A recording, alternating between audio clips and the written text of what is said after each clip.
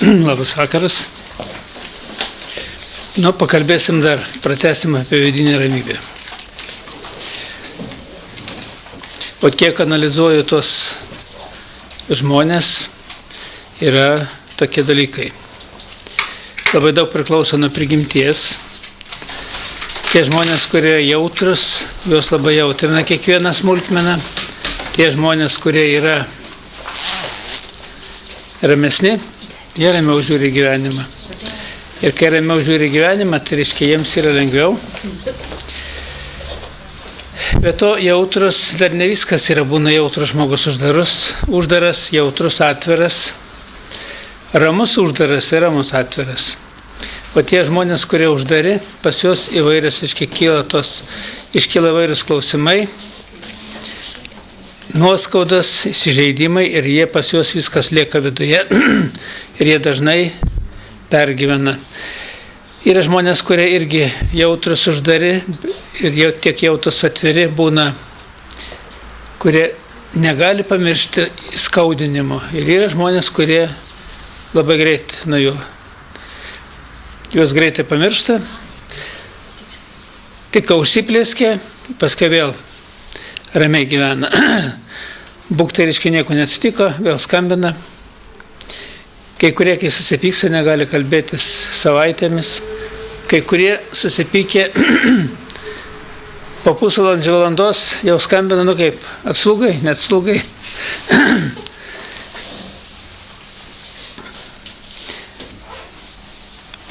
Tai šitie visi impulsiniai, stresiniai momentai, jie aišku, kaip tas daktaras, išmetamas yra adrenalinas, bet kai žmonės bando susitaikyti, reiškia, biški geriau yra.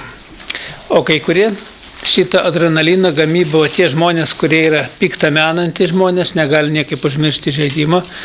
Kartais dėl smulkmenos jis gali stresuoti kelias valandas, gali stresuoti kelias dienas, kelias mėnesius, net kelias metus.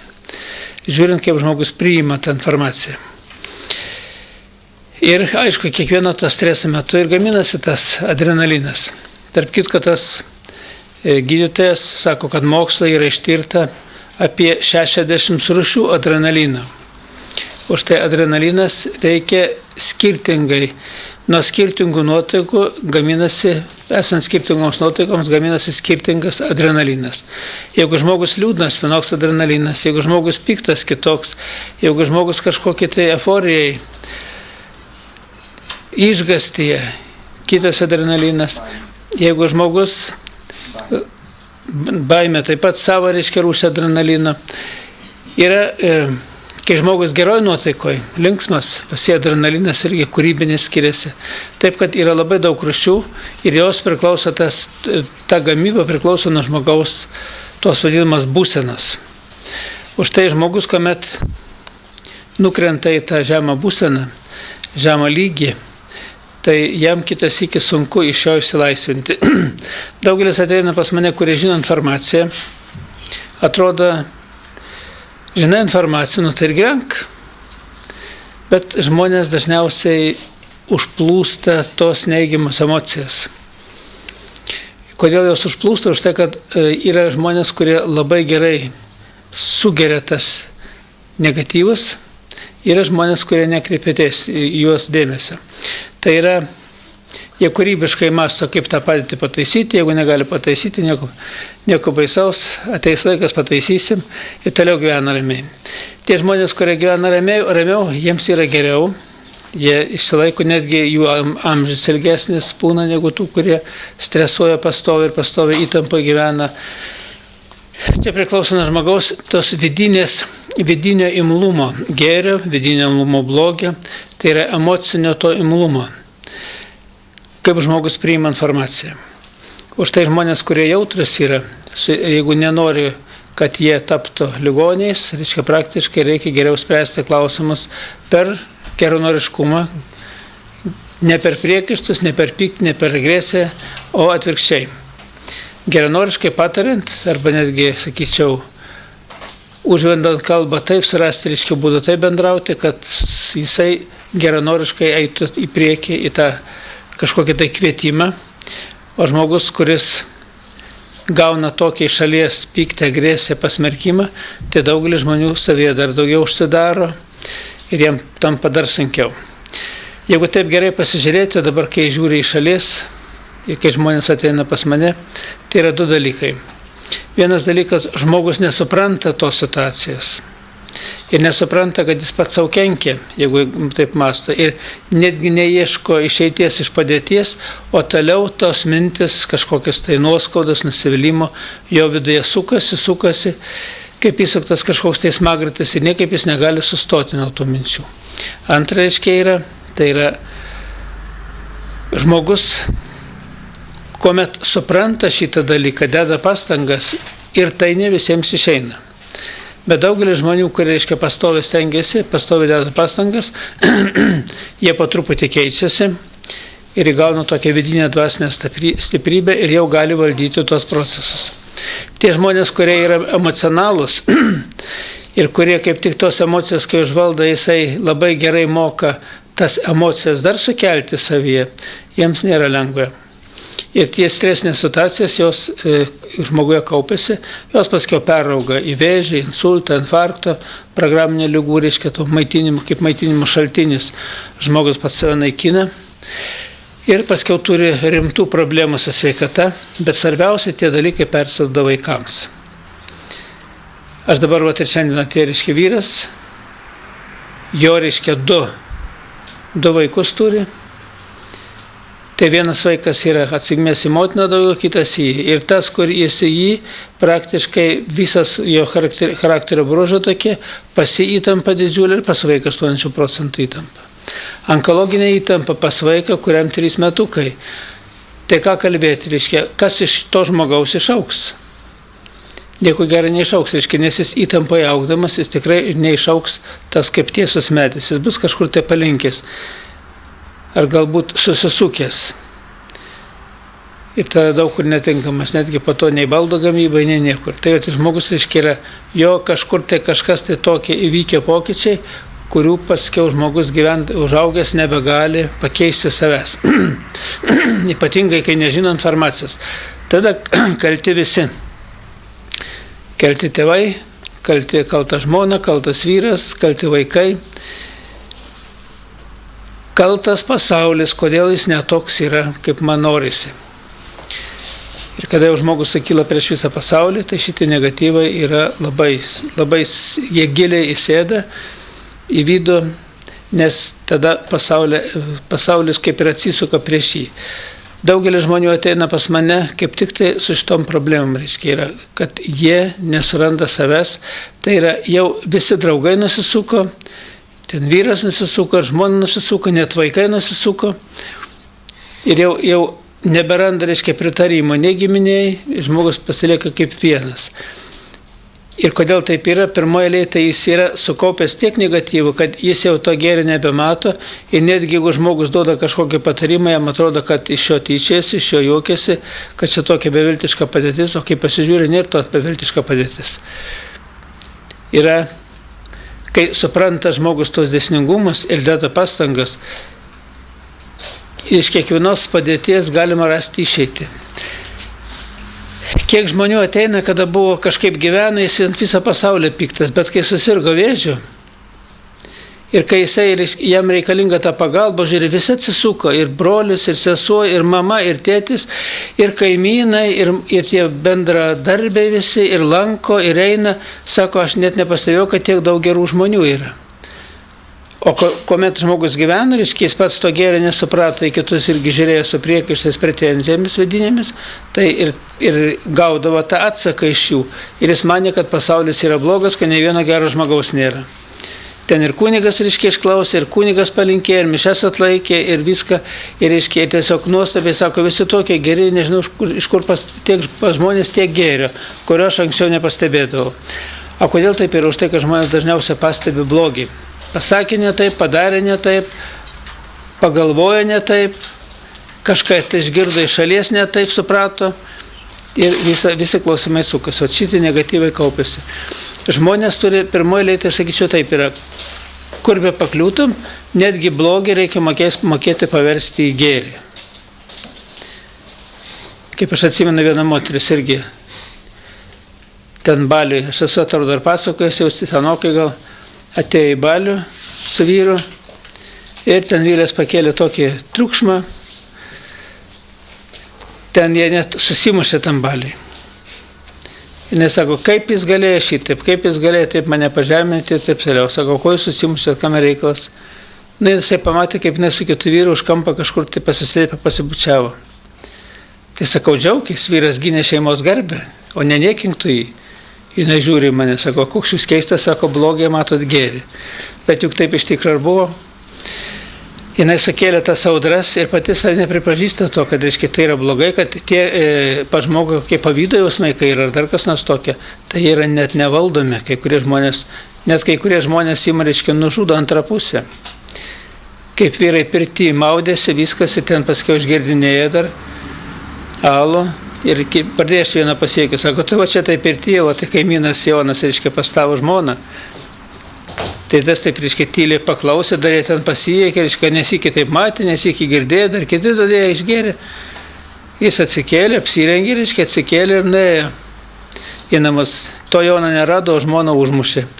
O pa žmogų auga tas pyktis, pavydo jausmas ir žmonės nežino, ką daro. Paskui sako, mes juokėmės, pasiekėm iš jo, o tas juokas pasibaigė, matot ko. Išnarstė visas pintas, nieko nerado, bet vis tiek žmoną užmušė. Taip, kad reiškia, yra tie jausmai, kurie sukeliami pavydo jausmai, jie praktiškai kiti jausmai, emocijų, pykčio, agresijos jausmai, daugelis iš jų sukuria nesugeba išeiti. Kai pas mane ateina ir kai parodai tuos visus niuansus, parodai to, kaip atrodo, reiškia, žmogaus būsena, tai kadangi argumentuotai kalbu, tai daugelis žmonių tai kaip ir lyg ir atsipeikėja. O šiandien atėjo jaunas vyras, jis buvo pas mane prieš mėnesį. Aš jam išaiškinau viską. Jam 30 metų. Su žmona, su šeima, reiškia, gyveno. Ne kažko tai nesutarė, išsiskyrė. Ir aš jam aiškinu, sakau, žiūrėk, ir alkoholiko programa, ir paleistų, reiškia, programa, ir kad vėžys vystosi į priekį, reiškia, bent 10 vėžio programų, ir taip toliau. Viską išaiškinau, korekcijas atlikau, išėjo žmogus švarus. Ateina pas mane, lygis lyg ir neblogas, žiūri 9. Jis deda kažkokias tai pastangas. Bet žiūriu, kad kažkas tai taip sujaukta ant tiek, kad ir pradėjau giliau gilintis, žiūriu 11 vėžio programų. Tai ką sako vėl? Su kokia tai jau suėję į lytinius santykius. Jisai stebisi, žiūri, kaip tai. Nesakau, pasižiūrėk, 11 vėžio programų, praeitas iki buvo tik su 10, dabar jau 11 turi. O jos taip paprastai nesigauna, sako, tik per lytinį aktą.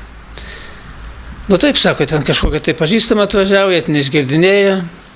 Ir jisai 3 savaitės negėrė, 3 savaitės nerūkė. O po to lytinio suėjimo vėl pradėjo gerti ir vėl pradėjo rūkyti.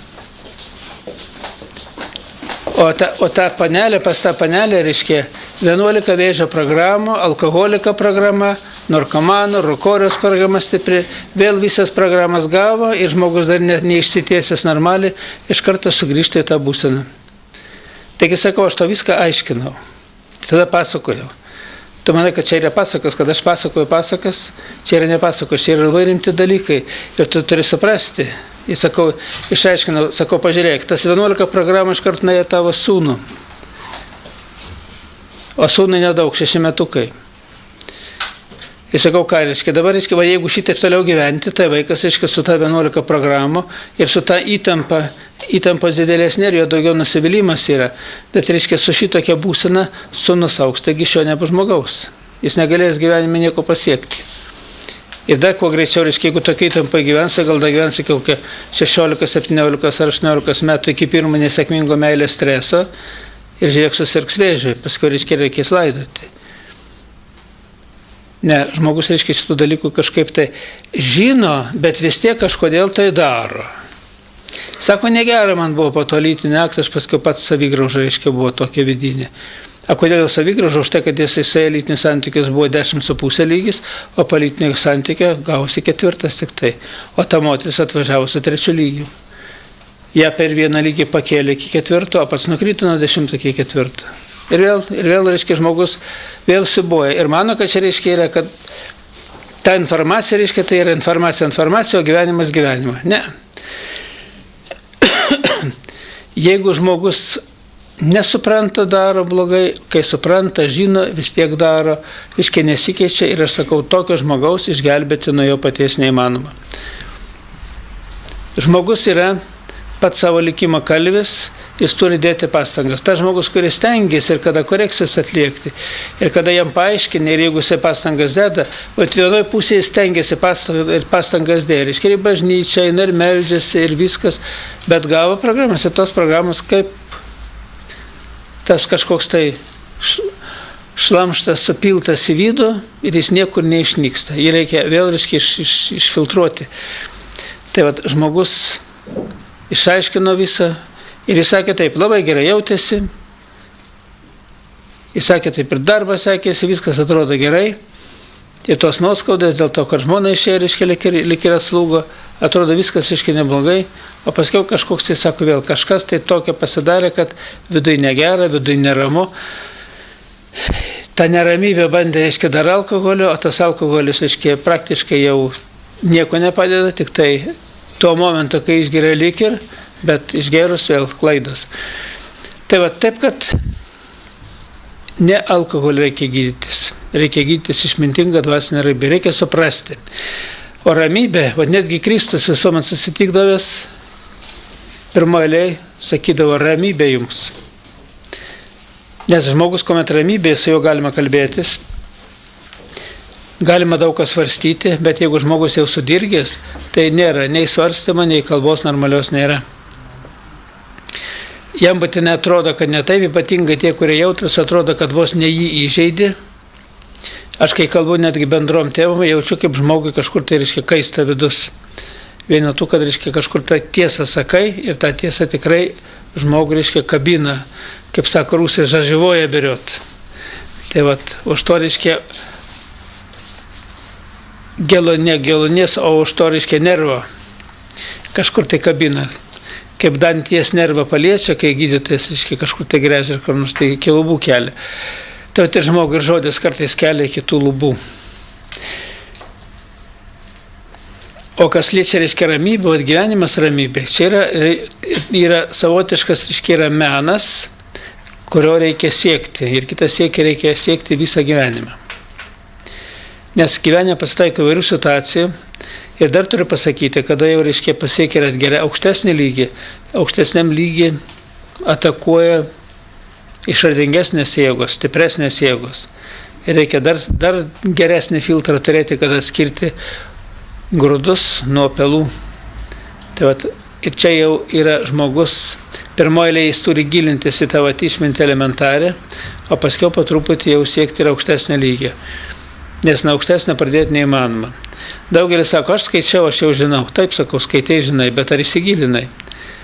Sakau, aš pats rašiau ir kai knygą skaičiau 5 laidą, reiškia, bandžiau vėl peržiūrėti visą to nuo pradžios iki galo, kai išlizdinėjau 6 laidą. Galvoju, negi aš čia rašiau. Juk žmogų būdinga užsimiršti yra. Tos tiesos teisingai, viskas parašyta praktiškai, jokio prieštaravimo, viskas gerai yra, bet kai kurios istorijos jos pamirštos. Nes žmogus negali sutalpinti visos informacijos, kur kažką pastebėjo, kur kažką pamatė, eina laikas, ta informacija išdyla, jau įsisavinama nauja informacija. Tai va, tą naują informaciją įsisavinant, reiškia, kitas iki reikia sugrįžti prie tos senos. Netgi žiūrėjau metodai, mano tos diagnostikos metodai, kuriuos aš naudoju anksčiau, kartais reikia juos prisiminti. Jie yra veiksmingi, stipriai veiksmingi ir dabar. Ir kitas iki nereikia ten aukštai kažkur tai eiti, o kitas iki žmogui pakanka labai nedidelį, reiškia, tos vadinamas korekcijas. Nors aš dabar atlieku, reiškia, pagal tokį planą, gana sudėtingą planą, sakyčiau, bet kitas iki nebūtina tą planą. Bet kadangi mano toks, reiškia, tikslas, kad neišleisti pusfabrikačio, tai aš dažniausiai peržiūriu visą sistemą. Peržiūriu, reiškia, žmogaus, vaikų, anūkų, kur žmogaus didžiausias ryšys, vyro, žmonos ypatingai, tame tarpe, peržiūrėk, būtas, kokios sąlygos yra, kas sukaupta yra. Ir kitas iki ypatingai labai, taip sakyčiau, atrodo užjaučiančiai, tai yra žmonės, kurie pirmas sykį ateina pas mane. Aš gal kaip dar tas žmogus gyvena, kai pasižiūrė, visi lygiai, nukrytė. Ir praktiškai žmogus taip pat yra, kapanojasi dar kažkiek tai. Jau skęsta, bet dar bando ten nušiaudą griebtis, dar kažko griebtis. Jau plaukti nebegali, nors mokėjo plaukti, bet jau ir tie judesiai yra kreivi, kaip to plaukiko pavargusio, nualinto. Dar ta praktika gyvenimo lyg ir tempia žmogus, bet tas tempimas yra tikrai tik tai, kad žmogus egzistuoja. Jau nėra nei vidinio džiaugsmo, nei tokio pasitenkinimo savimi, net nieks nedžiugina. Kitas dar turi ir neblogus rezultatus versle, dar ir kažkokį tai finansų turi, bet jo nedžiugina jau tas. Tai yra, jis nebemoka džiaugtis. Jis tik tai išmoka ir moka tik kentėti. Kai kurie žmonės ateina tikrai, kad tik tai kenčiasi esybė. Sukaupęs tiek negatyvų galingai ir jis savyje tie visas sukasi klausimai ir kai pasižiūri, jie visiškai nepagristi. Netgi pačio žmogaus sugalvoti. Bet žmogus, kai įsisuka šitą verpetą, jis kažkaip negali sustoti. Jie kaip tas tornado neša kažkur tai, su kuriuose sukdamas ir jis net nemato, kažkad tos išeities vadinamas. Ir jis negali sugrįžti į ramybę. Ir pastebėjau taip, žmonės yra prigimtis, būna 10 lygio, ateina pas mane 3 lygis, 4, netgi žinančių informaciją labai dažnai ateina, kad 5 lygis tik tai, nors turėjęs ir 12. Ir žmogus, kuris turėjęs kokį tai 12 lygį, jeigu pagyvenęs kokį mėnesį 2, jis jaučia, koksai didžiulis yra skirtumas tarp 12 lygio ir tarp 4 lygio. Kai gyvena 4, atrodo, lyg ir viskas normalu. Bet kai nukrenta iš kažkokį 10, netgi 4, kitas iki net pykina. Negali atsikelti iš lovos, sako, apsinuodėjau. Apsinuodėjo dvasinę nuodą. Tai yra mintis, blogos mintis, krenta lygis. Arba kontaktuoja su kitais žmonėmis. Žmogus sėdi namuose, žiūrėk, jo lygis 9, atrodo viskas nieko. Ne, jam jau pavargau, čia viskas namo, tik išeina pasižmoginėti. Pasikalbėję, ten draugų ratą, grįžta su 3 lygiu. Tai ko tu nai pabendrauti, kad lygį prarasti? Tai va, yra šiandieną yra labai aktualu suvokti po tų dėsnių seką ir dar yra aktualiau mokėti ją palaikyti savyje, tą išmintį. Nes vien tik tai suvokti dar ne viskas yra. Kaip aš atsimenu, mano kaimynas vienas būdavo, jam labai sunkiai matematika sekėsi. Jis ateina pas mane, aš jam visą sudiktuoju, jis susirašo visas apibrėžimus, išmoksta atmintinai žino. Bet kai reikia uždavinį spręsti, nežino, kur dėti tą apibrėžimą. Žinoti, reiškia, apibrėžimų ne viskas yra. Žinoti, visas ne viskas, reiškia, mokėti dar pritaikyti uždavinių sprendime. O pa žmogų, reiškia, kiekvienas iki.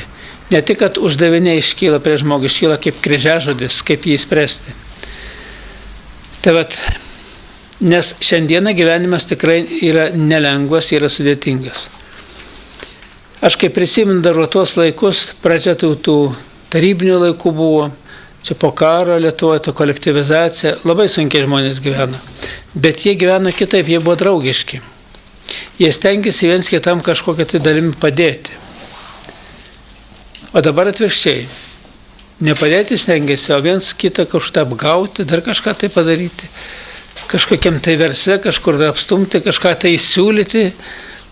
Ir mano, kad jeigu tu kažkokią tai ten lytą uždirbsi lyšną, tai tu turėsi, reiškia, tą vadinamą, jau tau bus gerai.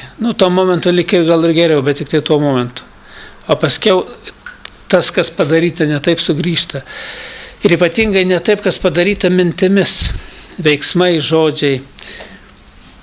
Vat čia yra ta vadinama kaip suirutė. Taip, kad žmogus turi būti protingas, išmintingas, kūrybingas, bet pirmoji išmintis turi būti ta dvasinė. Kiek įmanoma pasilikti dvasinė ramybė. Kodėl dvasinė ramybė reikalinga? Nes dvasinė ramybė žmogus gali priimti tvarkingus sprendimus. Jeigu jis turi profesionalumą, išprusimą, jis gali susikaupti ir gali, gana taip ramiai surasti išeiti iš padėties. Bet jeigu žmogus yra sudirgęs, neramybė, jis kitas ir profesionalumą turi, bet būtinai kažkas tai jam atrodo ne taip ir jisai būtinai, reiškia, nueina ne tuo keliu. Tiek verslo srity, tiek santykių srity, tiek netgi pačios su savimi santykių srity.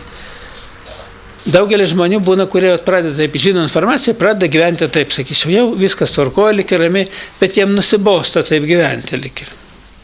Ir vėl sugalvoja, reikia išgerti, reikia pas mergas nueiti, reikia draugų prisikviesti.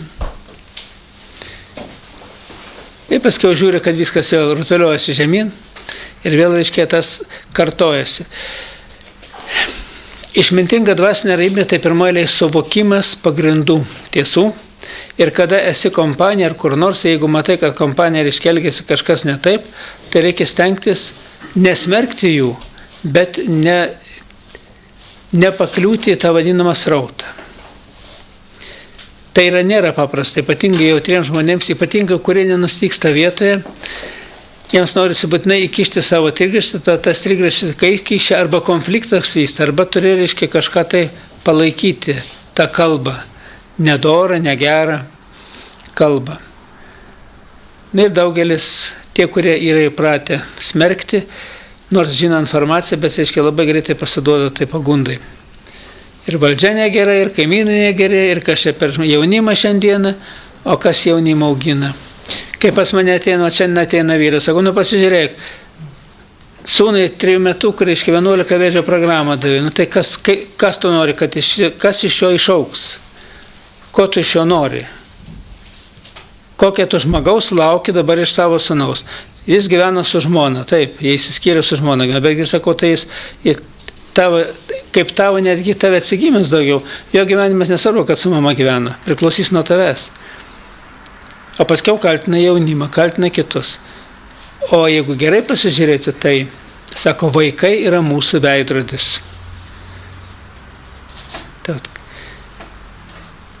Jau, reiškia, jeigu vaikai yra netvarkoj, su tėvais irgi kažkas netvarkoj. Tik su tėvais yra tokie dalykai, prigimtis aukštesnė, kažkokia dar turi, reiškia, kažkokia tai galbūt moralės lygį, o vaiko, reiškia, yra, jeigu prigimtis silpna, tai jo ir moralinė aukšta lygį ir jis jau, reiškia, elgesi kitaip.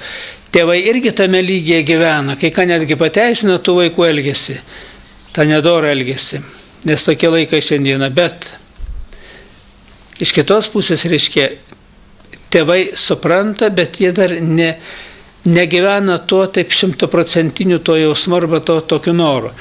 Jie supranta, kad tai nėra gerai ir stengiasi to nedaryti. O vaikas net nesupranta, jeigu 3-4 lygį, jis ir supranta tik tame lygio. O 3-4 lygio supratimas yra žemas. Ir jis elgėsi taip, ir paskui netgi tėvams patiems nepriimtina. Jeigu tėvas užgimęs 8, 9 arba 10 lygį, toks elgesys nepriimtinas.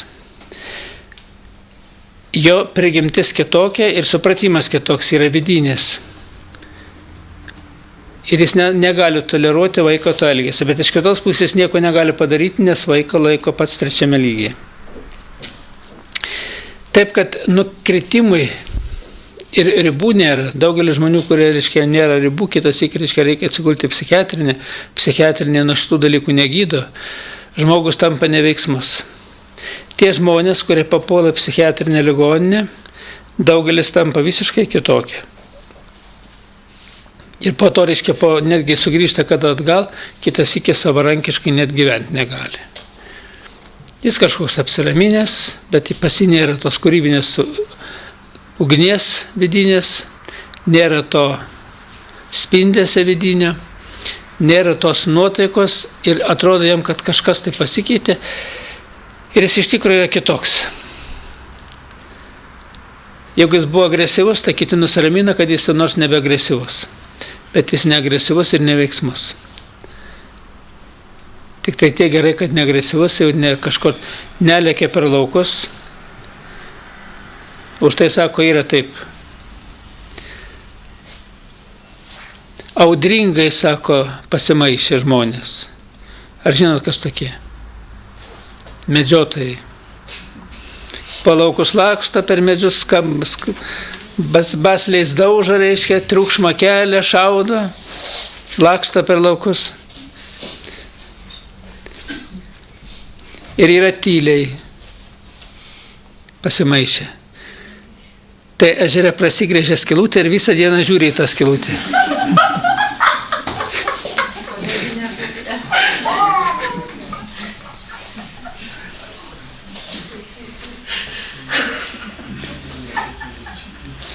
Na čia, kad neužmigtume.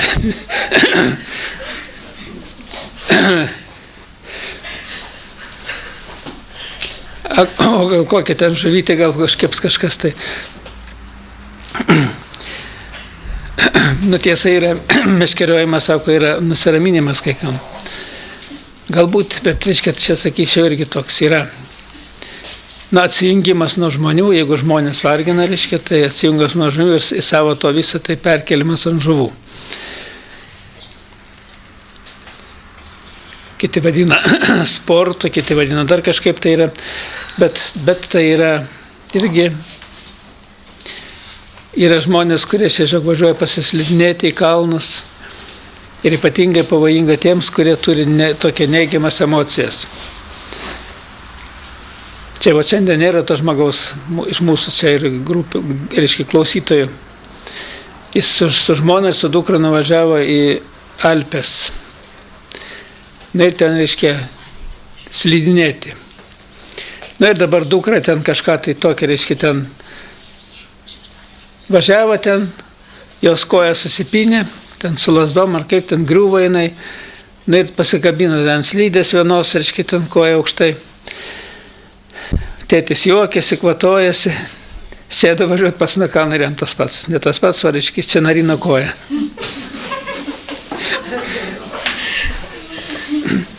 Išsenarino koją, nu ir ką dabar daryti. Bet jis mano informaciją žino.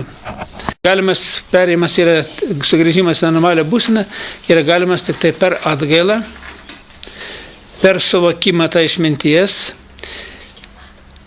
Pati atgaila jau yra suvokimas ir per atgailos sistemą susigrąžinti tą normalią būseną. Tik su atgaila vėl yra taip. Pati atgaila turi būti ne kaip smerkiant save, o, reiškia, supratai, jeigu supratai tik kaltę, atradai, reiškia, tą priežastį, dėl ko pas tave kažkoks kritimas yra, reikia vidinį džiaugsmą turėti, kad aš tapau protingesnis, išmintingesnis, ir netgi padėkoti Viešpačiui, kad davė išmintį, suprasti, suvokti, o ne save graužti. Daugelis žmonių, tie, kurie turi kaip tik tai tą depresinę būklę, tai jie daugelis save naikina vien dėl to, kad nepatenkinti savimi. Žmogus, kuris naikina save, jis save kaip savotiškai kaip prakeikia save. Ir tos neigiamos emocijos, kurios nukreiptos pačio savęs atžvilgiu, jos labai galingai ardo tą vadinamą vidinę būseną. Žmogaus sielos derinius, o sielos deriniai, kada yra, reiškia, per galvos smegenų centrą eina į galvos smegenų regionalinės vietas ir tos regionalinės vietos nefunkcionuoja kaip turėtų funkcionuoti. Nes bet kokia negatyvi informacija, jinai neša griaunamąją jėgą. Turi galingą griaunamąją jėgą ir tą jėgą, reiškia, tiesiog žmogus, kai spinduliuoja, kuo stipresnis tas negatyvas, tuo žmogus, reiškia, stipriau ardo pats save. Taip, kad pykti, neapkęsti, į neviltį, į depresiją kristi, tai yra labai negerai. Daugelis žino, kad negerai, negali su savimi nieko padaryti, bet tas žmogus, kuris ieško būdų ir pastangas deda, jisai nebent jau nenukrenta iki to gilaus dugno. O po to, reiškia, po truputį gali vėl atsistatyti normalią būseną. Kai kurie žmonės patys negali, reikalingas pagalbininkas. Mūsų plačiausiai paplitęs tas pagalbininkas, lietuvių tautoje mūsų yra, bet ne tik lietuvių tautoje, krikščionybė, ypatingai katalikų tikėjime, pravoslavų tikėjime yra, tai yra atgaila per tarpininką. Kai žmogui kažkas tai slegia ir jis negali išsilaisvinti, jis, reiškia, savo bėdą tą pasipasakoja kunigui per atgailos sistemą, kad aš negaliu išsilaisvinti, ir kai dviese kreipiasi, reiškia, to klausimo, ir kaip žmogų tas, kuris antras yra tikrai, jeigu kunigas tvarkingas, švarus, reiškia, praktiškai labai stiprią pagalbą eina. Ir atsistato lygiai. Po tos atgailos žmogus išeina, jam pasidaro lyg ir lengva ir gera. Tik tai vėl antras dalykas yra vėl negrįžti atgal prie tų pačių minčių ir prie tos pačios situacijos. Jeigu reikia spręsti problemą, ją reikia spręsti, bet negyventi tą problemą. Nes gyvenimas problema tai yra pastova gamyba nuodų į save. O pa žmogų dar susidaro tokia labai įdomi, pa žmogų turi būti būtinai kažkokia tai pusiausvyra. Jeigu žmogus gaminasi nuodas, tai organizmas bando gaminti ir priešnuodžius, kad vėl gelbėtasi. Kai nuodai baigėsi, priešnuodžiai yra, netgi žmogaus pačioje asmenybėje, jis negali būti nesusipykęs. Jam vėl kažkas tai kirba, sukasi, nes tos medžiagos, kurios gamina kaip priešnuodžiai, jos irgi veikia negatyviai. Ir taip žmogus blaškosi. Už tai žmogus turi išmokti gyventi taip tokiai kūrybingai ramybei. Pirmoji eilė tai stengtis nesudirkti, jeigu kažkas tai kalba nesąmonės, jo problema yra. Neprisirišti, nesmerkti, neteisti ir jo labiau nepalaikyti tos kalbos. Geriau tyla yra gera byla, geriau patylėjai kitas iki, o dar geriau, kai tyla atliekama kaip geriausia apsaugos skyrelis, paprašyti nuodėmio atleidimo, dėl ko jis toks yra. Tai gaunasi taip, kiti žmonės, kurie pradeda smerkti, tai jie papuola į tą smerkėjų sūkurį ir turi problemų paskiau, o kai tu nesmerki, paprašai atleidimą, dar skiri maldą šviesę, ne tik nepakliuvai sūkurį, o dar pakilėjai į viršų. Taip, kad žmonės pabendravę, kiti netgi blogo aplinkoje, kai kurie pakyla aukščiau visko, o kai kurie nukrenta su jais kartu, nusitraukia žemyn. Ir čia labai šitas akivaizdu šiandieną, akivaizdu Lietuvoje mūsų ir akivaizdu netgi kitos, yra atvažiuoja iš Norvegijos. Ten, sako, žmonės visai nieko nešneka apie krizę. Jis kaip dirba savo, turi kažkokį ūkelį, jis ten dirba, turi kokį fabrikėlį, tai laikas vėl jis paleido, vėl dirba, vėl ten ir tas prekės išparduoda, yra sutartis ir viskas kažkur tai juda. Ir niekas nešneka apie jokią krizę. Ir jie net stebisi, kokia čia krizė. Aš darbą turiu, aš savo verslą turiu, aš dirbu ir viskas. O pas mus iš karto visi krizė, darbininkus mažinti reikia, tą reikia daryti. Ten kažkur tai ieškoti išeities, jau žiūri, kaip tai apsidrausti, kaip kažko tai nedaryti. Iš dalies tai reikalinga tas akylumas ir pasiruošimas, bet iš kitos pusės tai yra, dar reikia įžvalgumas. Galbūt kaip kūrybingiau dirbti. Taip, kad depresija yra tikrai mūsų laikmečio liga yra, jinai yra dvasinė liga pirmoji, o po dvasinės ligos eina fiziologiniai pokyčiai, nes jeigu galvos smegenys tik tai pradeda kažkur blogai funkcionuoti centras, smegenys nevaldo kai kurių vietų taip, kaip priklauso, atsiranda nukrypimai. Ir nukrypimai sveikatos lygyje. Kūnas sveikatos lygis. Ir galvos mintis, kitokios tampa. Mąstysena kitokia ir kūnas pradeda, po truputį sirgti. Atsiranda tokie vaikščiantys skausmai. Tai ten skauda. Ir ypatingai tiems žmonėms yra sunku, kurie turi tokių profesionalių susirgymų arba tų gilesnių susirgymų, kaip vėžys, kaip kokia cukraligė, dar kažkas tai, jie tada pagilina šitos ligos veikimą. O svarbiausia, kad bijo, kad jau kažkokie tai pokyčiai vyksta, kad jau vėžys jau įsibrovė ten ir į minkštą vietą, ir į kietą vietą, ir dar kažkur tai. O ten praktiškai jokia vėžinė yra energetinis nepakankamumas. Ir kai pasižiūrė, o daktarai, kai viskas vėžys, viskas aišku, jau metastazės pas tave išplyti. O ten apie jokios metastazės kalbos nėra. Netgi būna pagerėję pa žmonė, ypatingas, kurie žino šitą informaciją, o tas nepakankamumas energetinis galvos smegenų centre dėl tų nuodų susikaupusi per tas neigiamas emocijas. Jos, kaip tik ir duoda tą atspindį, kad pasireiškia kažkokiais tais skausmais atitinkamose vietose. Ir ten joks ne vėžys, o praktiškai energetinis nepakankamumas. O žmogus, stresuoja. O kai stresuoja, jam yra negerai. Jis iš tikrųjų duoda galimybę, sudaro galimybę tos nervinės prigimties ligų vystymuisi. Taip, kad kristi depresija yra labai negerai. Pirmoji žinoti, kad yra tokias problemas ir žmonės, kurie krenta, tos problemos nesisprendžia ir jos dar gilėja. Kita vertus, yra toks pasakymas, nepergyvink, kad atiduok Dievo valiai. Žmogus, kai atiduoda Dievo valiai, kaip Dievas duos, taip ir bus, nusiramina ir žiūrėk, problema išnyksta. Kitas iki jinai pati įsisprendžia. netgi nieko nedarant, kitas iki geriau paprašyti tos išminties, kad galėtum pats susitvarkyti su tą problemą. Ir savo ramiai žiūrėti į tą visą. Išmintingai, kūrybingai, iš visų pusių žiūrėti, kokiu būdu galim pataisyti padėtį. Ar tai finansinė padėtis, ar tai kažkoks tai darbas, o svarbiausia, kad nors nekrysti gilin.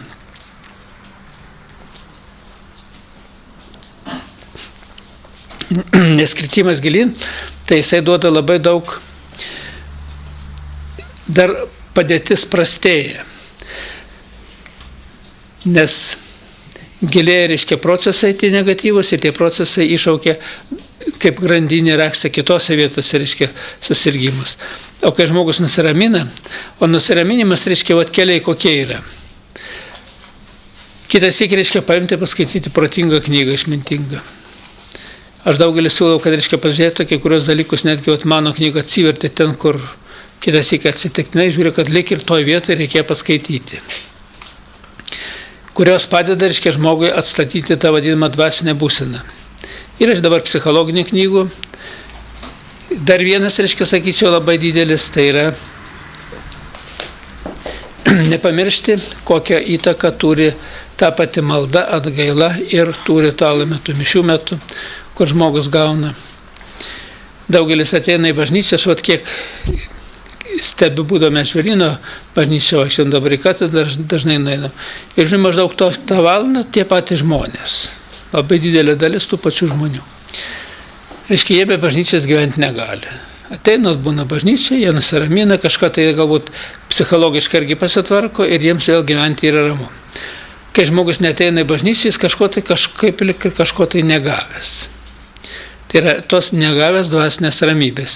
Pasireiškia kažkokia tai kaip vidinė sujauktis. Ir ta vidinė sujauktis paskiau kaip tik tai reiškiasi tais depresiniais kažkokiais tai momentais, didesniais ar mažesniais. Kita vertus yra žiūrėjimas tų įvairių filmų, žiūrėjimas tų įvairių reiškėtų laidų, kur yra, irgi taip pat kultūrinės laidos, tos, kurios reiškia irgi nukreipia žmogų gerą linkmę, jas verta žiūrėti, bet tos, kurios kažkokius tai stresus sukelia, tikrai neverta žiūrėti. Ir žmonės, kai nesupranta šitų dalykų, žiūrėdamas filmą, tai jis paskęsta dar daugiau. Ypatingai, kada žiūri įvairias ir bėdų turgus, atrodo, tokios laidos, atrodo, reikėtų žiūrėti kažko tai mokytis, bet toli gražu ne. Daugelis žmonių, reiškia, nuo to kenčia. Stresuoja, pergyvena, arba ten sužino kažkas tai vaikas, kažkur tai prigirdė mama 2 vaikus, tai tiesiog, reiškia, visi pašiurpia, visi su didžiuliu smerkimu ir tos grandys. Ir kiekvienas papuola į smerkimo tą srautą. Taip, kad į laidas reikia žiūrėti irgi atsargiai, nes laidas, reiškia, sukelia, jeigu žmogus depresija, laidas žmogaus negelbsti. Yra vienas tas būdas arba laidas, kurios sukelia tokį juoką. Tai yra filmai kokie humoristiniai. Tai kai žmogus žiūri filmą, reiškia, jisai kvatojas. Netgi nuo vėžio ligos gydymosi, reiškia, yra, sako, žiūrėk filmus sėkingus. Ir kai žmogus juokiasi, gaminas tas teigiamas adrenalinas ir jis neleidžia vėžinėms ląstelėms vystytis. Tad ir pa žmogui. Kitas iki galbūt nuotaikos pakelimui, tai tiesiog į tą išmintingą šaltinį. Dabar yra tie diskeliai, aišku, jie mano, kur paskaitų diskeliai tų vadinamų, tai jie nėra kokybiški. Ten ir kalbos tokie trūkumai, sakyčiau, nes aš nesu toks kalbininkas ir labiau, kad aš lietuvių kalbos, pats lietuvis, bet mokyklai, kai mokiausi, tai turėdavau pažymę tarp nepatenkinimo ir patenkinimo. Pat man matematika tai jau buvo labai gerai. O kalbas man kažkaip tai buvo antroje eilėje. Ir jeigu aš būčiau taip gilinęsis, dar būčiau, netgi dabar daugelį taisyklių atsimenu. Reiškia, įsimint galima ir kai ką, reiškia, netgi kitas iki net negali parašyti, taip kaip anksčiau grįžo rašydavo ilgoji, dabar žiūrėjau, kad reikia su nosinė rašyti. Ir aš žinau, kad su nosinė rašyti reikia. Čia yra, lietuvių kalboje, reiškia, yra gana sudėtinga rašysena ir pati kalba. Bet iš kitos pusės, sakyčiau, dar palyginti nėra taip ir blogai. Bet paskaitų metu, aišku, kada nerafinuota ta kalba yra truputį, tai yra kai kas gali, reiškia, prie jos ir pasakyti, kalba žmogus, prieš auditoriją, bet, reiškia, pats nevaldo taip, kaip reikia, galbūt taisyklingai lietuviškai kalbėti. Bet mano pagrindinis tikslas yra, kad išreikšti mintį ir kad žmogus tą mintį suprastų. Kadangi aš esu daugiau techninis kaip darbuotojas, tai mano pagrindinis tikslas, kad A + B = C, kad būtų ta formulė būtų aiški. Tai tokiu būdu, reiškia, stengiuosi. Ir gilinantis į tą, skaitant, klausantis tų paskaitų, irgi daugam taisosi padėtis. Pa žmogui gerėja, reiškia, padėtis tą būseną. Yra du dalykai. Vienas dalykas, reiškia, kur žmogus sugrįžta į išminties rautą, o antras dalykas, reiškia, yra, matyti, tie, kurie ypatingai žino, kada girdi balsą, irgi turi reikšmės. Ir iš vis, reiškia, žmonės gali viens kitam padėti. Gana stipriai padėti.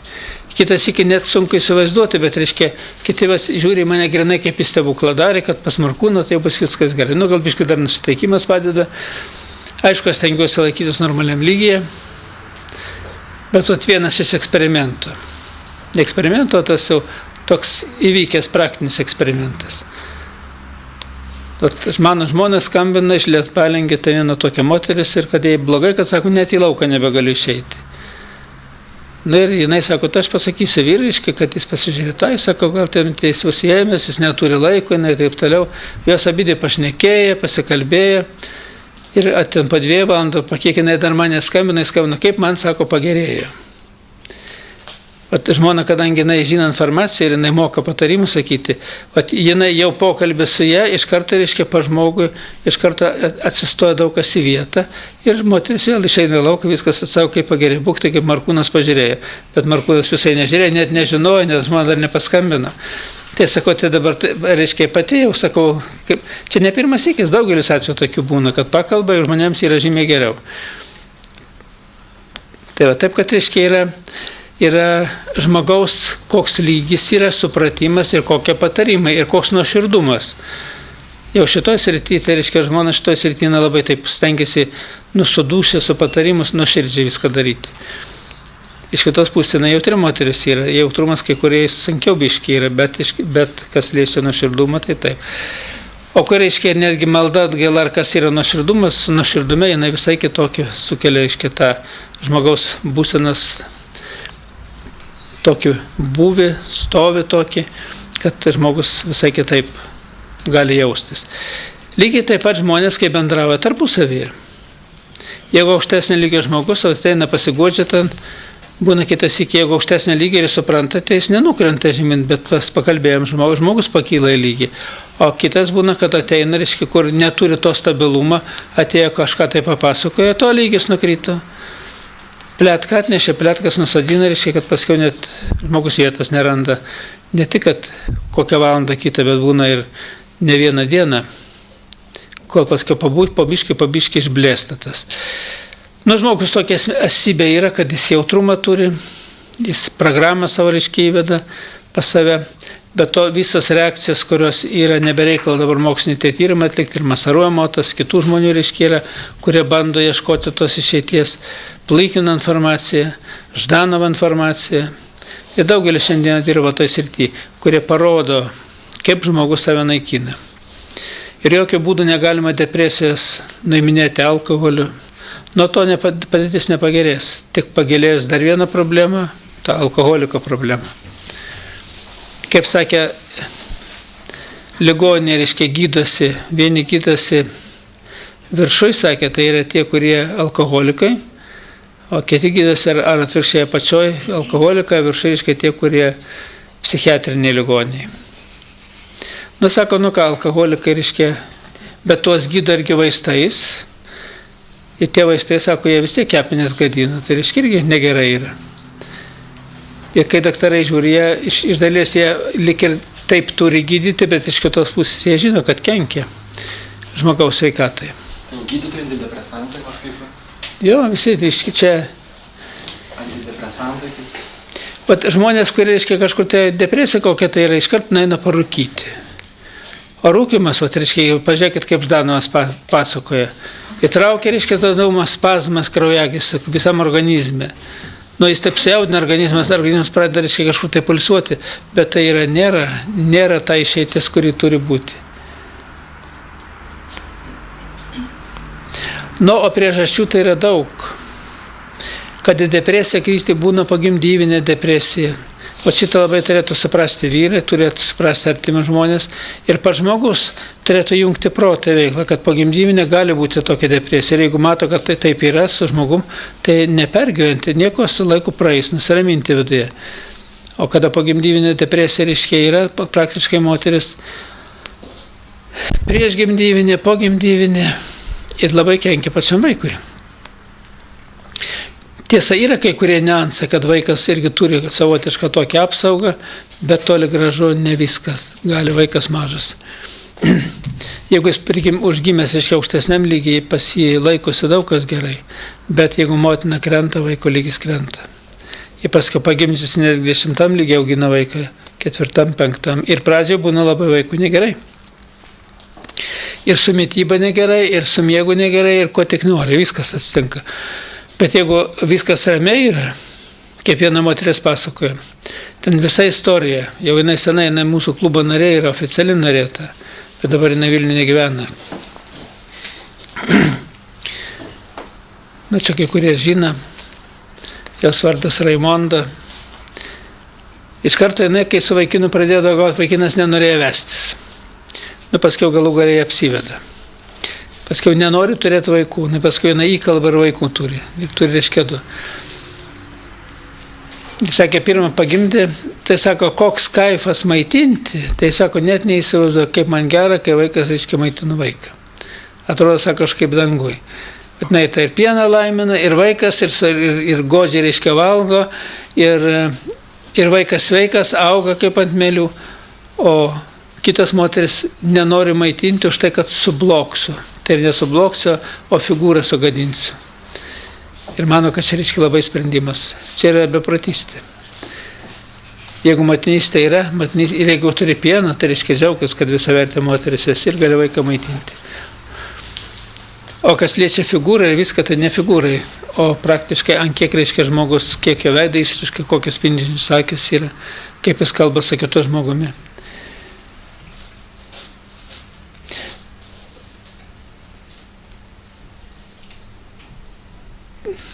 Yra, matot, yra būdai tokie, reiškia, kas liečia nusiraminimą ir viską yra būdai keli. O kai kažkokia tai depresija užvaldo, pirmas tai yra tokia turėtų būti fizinė iškrova.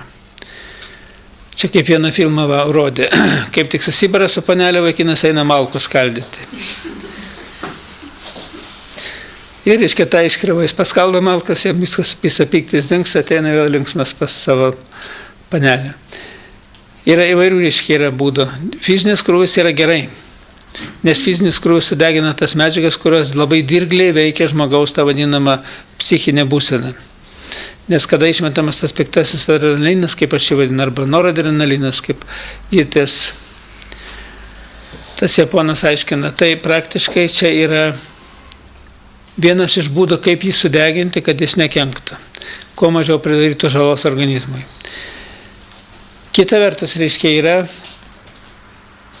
galbūt sėsti, reiškia, po to viso, reiškia, kažkur tai fizinį krūvį davą sėsti, kažkur paskaityti. Jeigu to nėra, galima, reiškia, tiesiog, kada šitokie dalykai yra, grįžai į svečių ir kur naik į dušą. Šiltą, po to šaltą dušą.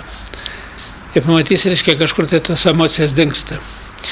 Vanduo dalį krūvio nuima. Šiltas vanduo nuima, šaltas netgi ląstelės visas sužadina į tą veiklos sistemą ir žmogui, reiškia, tampa lengviau. Tai vat, na ir kita yra, tai yra nusiraminimą, galbūt sėsti, pasikalbėti kažkokio ramioje aplinkoje. Irgi. Bet ta ramus toks perėjimas yra, jis dalinai gerai atsipalaiduoja, žmogus greičiau išeina tos stresinės situacijas, bet sankaupos, kurios tuo momentu buvo, jos lieka. Tai vat sankaupų neutralizacija geriausia, tai yra atgaila vadinama. Tai yra suvokimas, atsiprašymas, tai yra tos medžiagos, kur išmesta galbūt perkodavimas į gerąją lygį, arba to gero adrenalino pagaminti tiek, kad, reiškia, jisai perdengtų šitą blogą ir viskas, reiškia, ir gali vėl normaliai gyventi. Išeitis iš padėties yra. Rasti išeitį iš tos padėties galima visuomet, bet tik tai reikia dėti pastangas tai pozityvę kryptimi. Jeigugi po šitų visų dalykų dar daugiau, reiškia, prisiminsi, kaip blogai, kaip negerai, kaip čia sunku gyventi, kad čia pasaulis nenormalus, tai žmogus daina kitokias būsenas vos ne iki savižudybės. O kada žmogus, reiškia, galvoja, kaip čia padaryti, ką čia padaryti, kad būtų geriau, ir jeigu tikrai tą kryptimį dirba, netgi iš gana sunkios padėties, laiku bėgant suranda išeitį. Ir dar vienas tai yra pastovumas. Jeigu yra kažkokia tai įda žmogaus, tai reikia stengtis pastoviai dirbti. Kiekvieną rytą, kiekvieną dieną, kiekvienas atvejis, jeigu kas atsitinka, reiškia dirbti, kad išbristume iš tos padėties. Tai yra sugebėti nusiraminti ir sugebėti ramiai žiūrint į tą padėtį, surasti tą išeitį, o jeigu negali išeities rasti, tai duok Dievo valią laikinai, kol nerandi išeities, kol surasi, ir nestresuoti. Labai padeda, reiškia, malda. Už tai kiekvieną dieną reikia dirbti. Rytmetinė malda, vakarinė malda. Vakarinėje maldoje peržvelgti, ką per dieną kažkas tai buvo, kokie incidentai, dar kas nors. Atleisti visiems, kurie tave įžeidė, ir atsiprašyti tų, ką tu ten įžeidėjai. Maldoj per mintis, per visą, reiškia, galima tą padaryti. O dar geriau, kada, reiškia, kažkoks incidentas, tai geriau, reiškia, tai patylėti ramiai, išmintingai. Tai jeigu buvo kažkokie tai stresai, kaip mintimis įžeidė, mintimis atsiprašai, mintimis susitvarkiai. O kai įžeidė žodžių, tada, reiškia, žodžiu atsiprašyti. Žodžius atsiprašyti yra žymiai sunkiau. O štai toks pasakymas yra: tyla, gera byla. Ir čia labai tinka į tą vietą. Tai vat, vienu žodžiu, žmogus turi kontroliuoti savo emocijas ir veiksmus. Galbūt ne visuomet viską gali sukontroliuoti, bet kiek įmanoma kontroliuoti ir dirbti toj srity, kad sugebėtum kuo toliau, tuo taip ramiau žiūrėti gyvenimą ir daugiau sukontroliuoti save. Ypatingai kontroliuoti savo mintis. Nes pas daugelį mintis kaip tas įjungtas garsiakalbis ir niekaip negalėtų jo išjungti. Vis tą duoda kažką tai galva, kažkokias tai mintis. Tai vat, reikia mokėti išjungti jį.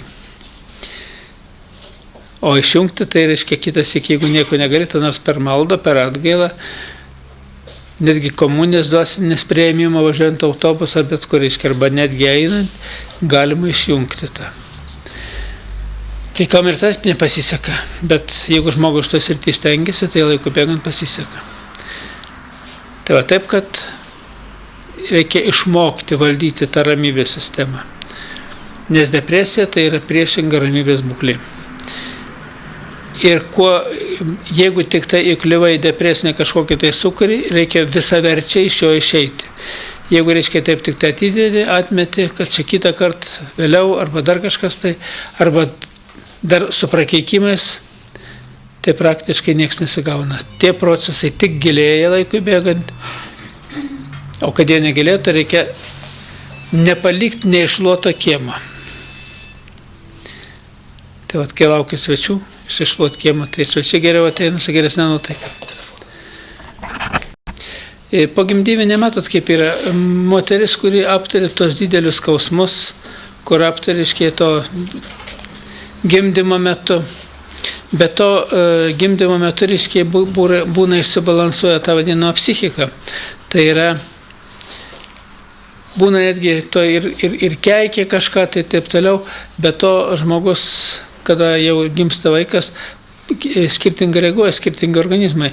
Kaip po pastojimo būna reakcijas skirtingos, tai ir po gimimo skirtingos reakcijas. Kai vaikas išeina iš įsčių, jeigu, pavyzdžiui, reiškia, vaikas yra ramus, auga ramus įsčiuose, tai ir mama yra ramus. Jeigu, pavyzdžiui, vyras ramus yra, moteris labai jautri yra, ir jeigu vaikas ramus, jinai nėštumo metu jaučiasi ramiai. Ir po gimdymo dar irgi pradžio būna ramiai, bet jeigu jinai pati jautri yra ir vaikas jautrus į ją, nes jautrumas, kuris yra sukyla moteryje, jisai persiduoda vaikui, ir vaiko jautrumas ir moteris jautrumas, dviese tas jautrumas iš kitoje esybei, nors vaikas iškia motinas iščiasi, bet jie labai sukelia tas atinkamai kažkokias tai audras, kurios paskiau lieka. Bet to reiškia pati būsina organizmas nusilpsta, ir kai silpna būklė, tai žmogui irgi susideda daug faktorių. Tai yra ta nervinė įtampa, bendra būsena nuovargis tas, ir atrodo, kad žmogus nebenori gyventi. Ypatingai ta dvasinė būklė, kada, reiškia, žmogus išsekęs dvasiškai yra. Atrodo, gimdymas turi atnešti džiaugsmą, tokį kaip sėkmę laimę, kad dar turi naują gyvybę, kad čia mūsų tęsinys yra, kad kuo tobulesnis tas tęsinys būtų, bet dėja, reiškia, žmonės atvirkščiai. Dažnai netgi tas vaikas, kai išsiauga, kadagi tu gal išeisi iš čia, kiek tu mane gali kankinti. Tai yra savotiška su pretenzijom, netgi su kažkokiu tai prakeikimu, čia yra blogai. Ir po to, reiškia, po gimimo irgi taip pat, kada vaikas išeina, atsiranda vidinė tokia tuštuma. O dar jeigu nėra pieno, o jeigu dar vaikas ir irzlus, tada, reiškia, iš viso. Kaip priedas prie tos depresijos, reiškia, dar giliau vystytis. O kadangi maitina, tai praktiškai ir vaistų irgi nereikėtų duoti tai moteriai, nes vaiką maitina pienu, tai, reiškia, vaistai tik jau kritinį atveju duodam ir tada vaiką, reiškia, ir neleidžiam vaikui, bet jeigu vaikui neleidžia maitinti motinai, pradeda maitinti iš buteliuko, tai vaikas paskui nebeima krūties. Tada vėl depresija, kodėl neima krūties. Ir dar yra tokie dalykai, kada vaiką pagimdo, kreipiasi pas mane daugelį moterų, toj pagimdyviniai depresijai. Kai vaikas gimsta, tai ir nevalgo, tai mama pergyvena. Ir jinai kaip pergyvena, tas pergyvenimo metu, reiškia, pienas gaminasi netvarkingas. Ir vaikas, reiškia, nenori tokio pieno imti. Reiškia, nenori tokio maitintis, vaiko intuicija visai kitokia yra. Kokiu tik tai neateina pas mane priešnekėta gydytojai įvairiausių dalykų. Bet kai tik atsistato harmonija, tarpusavio suderinamumas moters ir vaiko, viskas, reiškia, dingsta. Ir vaikas maitinasi, ir tą krūtį ima, ir visai kitaip. Vat viena moteris nesena atėjo, jinai, daktarai priešnekė, pieno negalima, baltyminių negalima, nieko negalima, reiškia. Jinai sako, aš net nežinau, ką duoti ir ką neduoda, vis tiek jam blogai. Aš tada peržvelgiau, reiškia, ir tos programos, kur dėtas, mama kaip paruošia valgį tam vaikui, ir vaikas, reiškia, visą laiką atpila, visą laiką tiesiog, reiškia, vos ne viską, ką suvalgo. Ir motina, kai maitina, ir jau laukia, kada jis atpils. Ir to atlaukimui netgi sukelia tą būseną vaiko. Vienu žodžiu, čia yra tokie psichologiniai dalykai, kur, reiškia, motina tiesiog valdo procesus. Ir turi žinoti, aš išaiškinau visus dalykus, kad ir pačią pirmą dieną po manęs nuėjusi pradėjo ir pieną duoti, ir viską duoti, ir vaikas valgo, ir rašo žinutę, kad viskas trečią dieną ir vaikas ir sotus, ir pavalgęs, ir jokio atpilimo nėra. Tai yra nusima tą vadinamą įtampą, kurią motinai tiek daktarai, reiškia, savo aiškinimas, ir tiek motina pergyvendama vaiką žiūrėdama, jinai sukuria programas, ir tos programos veikia. Taip, kad reikia su meilė ir dėkingumu žiūrėti viską, netgi vaikas gimė, jeigu jisai gyvas, ačiū, kad gyvas, o kad dar sveikesnis būtų, sudaryk sąlygas sveikam augimui ir bus viskas gerai. Ir viską tada, reiškia, žmogaus mintis, būsena jo. O kada su tokia būsena kažkokios tai nevilties, nuoskaudos, pykčių, nepykantos paleidžia vaiką gyvenimą, paskui vaikui sunku gyventi ir motinai sunku. Ir tos emocijos. Jeigu tik tai motina emocinga yra, dažniausiai vaikai irgi turi emocijas. Jeigu motina rami, tėvas emocingas, būna, kad jau tėvas atsakymas, bet kažkodėl tai motina jį nuramina vaiką. O jeigu emocijos, būna, kad nieks nesigauna. Nes emocijas uždega antroji pusė emocijas. Jeigu motinas emocijam, reiškia, vaikas užpyko, jinai pradėjo pergyventi, arba vaikas susirga pergyventi, o tas pergyvenimas iššaukia negatyvą vaiko dariniuose ir vaikui, reiškia, nėra gerai. Reikia mokėti nieko, aš sakau, nereikia tokio patarimą, nieko mano vaikas niekam netiduos. Ir kiek galima tokį palaimą šviesą, tą šviesą, dvasinę šviesą spinduliuoti vaiko atžvilgiu, galbūt su šviesia malda spinduliuoti, kad vaikas veiktų, kad būtų jam gerai, o nestresuoti, kad jam yra blogai. Nes šitas stresinės situacijas jau persiduoda į palikuonis. Bet čia lygiai taip pat ir iš tėvo pusės. Vaikas verkia, tėvas, kada jis čia nustos verkti, kaip čia man ramybės neduoda. Šitie stresai irgi taip pat. Jeigu dar vaikas į tėvą, praktiškai gaunasi, kad su tėvu konflikte vaikas mažas. O šitų dalykų žmonės nesupranta, bet dvasiniam lygmenyje procesai vyksta dar daugiau negu suaugusių žmonių. Nes vaiko jautrumas antiek didelis yra ir antiek jo visas programos keičiasi vaiko. Programos galvos smegenyse, sielos deriniuose. Ir šitie programiniai deriniai, reiškia, iš karto, reiškia, negatyvus eina į vaiko per galvos smegenis, eina į vaiko visą esybę. Ir sukelia tinkamas, netgi sukelia ligas, sukelia nesėkmės, nelaimės augimo procesai, atidaro tą vadinamą juodą karmą iš savo tėvų, senelių, prosenelių,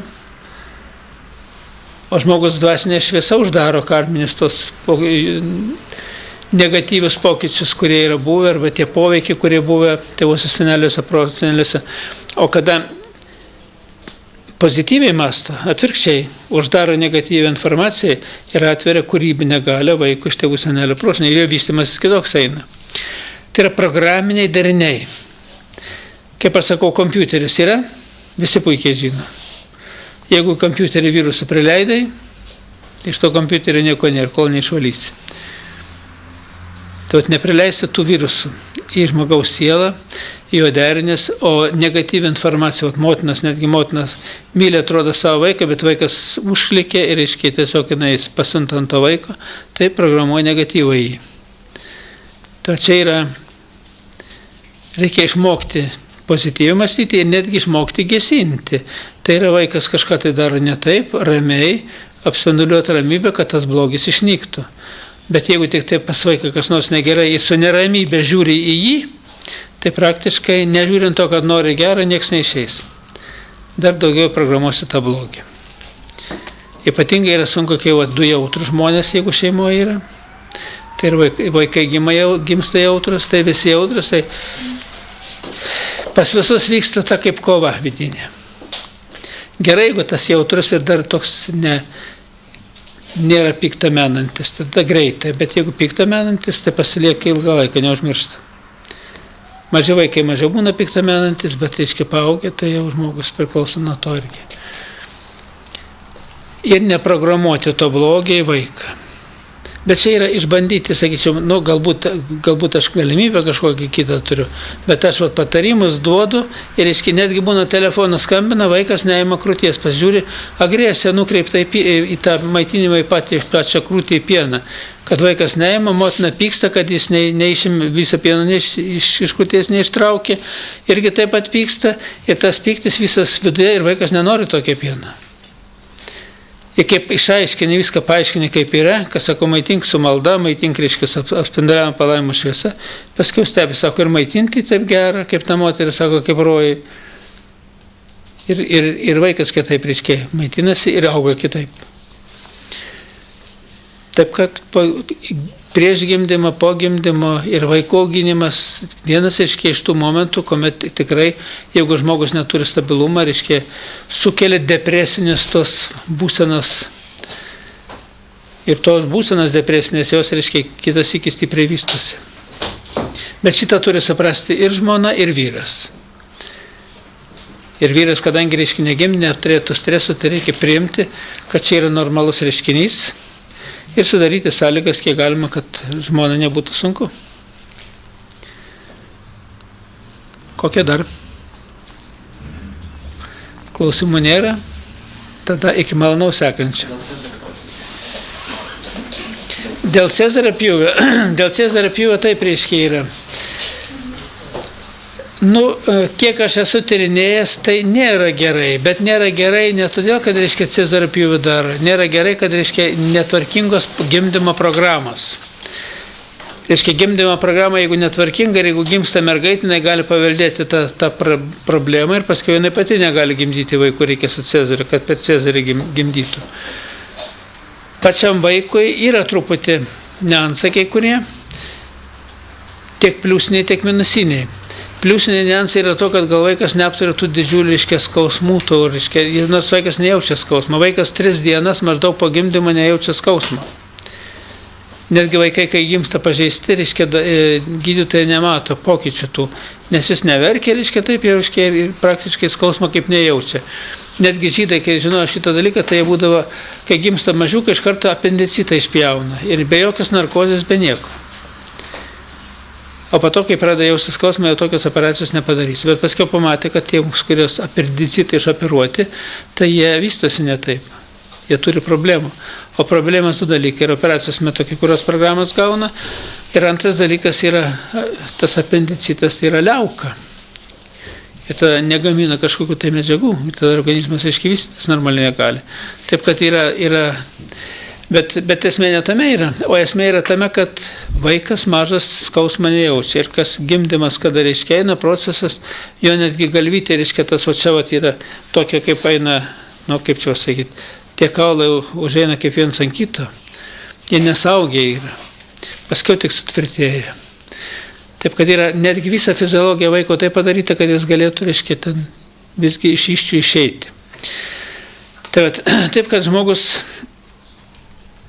gimdymo metu daugiausia nukenčia pati mama, jeigu nepilnai pasiruošęs arba tas gimdymas ir jeigu ypatingai nėra gimdymo programų. O kada daro Cezario pjūvį, tai Cezario pjūvis gal biškiai kažkiek tai moteriai ir lik ir geriau yra dalinai, bet iš kitos pusės po Cezario pjūvio būna, kad nebūna pradžiai pieno. Tai yra nesukelta visa gimdymo sistema tokiam lygiai, kad iškiai atsirastų pieno ir būna kelias dienas neturi pieno. Ir tada dar yra, plus dar tokie dalykai yra, jeigu moteris tą myli vaiką ir viską jinai tuo priglaudimu prie širdies, prie krūtinės tas vadinama vaiką tą glamonėdama, jausdama tą motinišką meilę, jinai priverčia savyje gamintis pieną. Bet jeigu dar su depresinė būsena, tai būna kartais, kad paskui pieno iš viso neturi. Ir negalima maitinti vaiko. Vaikas, jeigu pieno motinas negauna, jis turi problemų. Ir taip sutvarkyta viskas, o pienas pradžiai būna kaip vanduo tas pienas. Nes vaikas, reiškia, jis dar negali. Bet to, reiškia, vaiko žarnyne, visa flora, tas viskas turi būti, jis negavęs, jis gauna per motinas pieną. Irgi taip pat, virškinimo sistema vis atsistato. Juk virškinimo sistema ne to, kad kepenis ir kas gamina tas medžiagas virškinimo, bet, reiškia, flora turi dirbti žarnyne. Ir jeigu tik tai flora pažeista, reiškia, vaikas negali maitintis normaliai. Daug yra dalykų, kuriuos, reikia žinoti, daktarai aišku žino, galbūt ne viską, bet iš praktikos žino, kad stresuoti negerai, iš praktikos žino, kad taip galvoti negerai. Ir kaip tai pokyčiai paskiau atsispindi vaikų, irgi žino, kad nėra gerai, bet tokį giluminį suvokimą nėra. Ir tie, kurie priminėja gydytojai, gimdymas, netgi anksčiau močiutės pirminėdavo. Mano mama tai tik paskutinį atrodo gimdymą namuose. Gimdė, o šiaip visus namuose. Ir be jokių daktarų, ji buvo tokia močiutė Kavaliūnienė. Jau tėtis važiuoja atsivežti tos močiutės.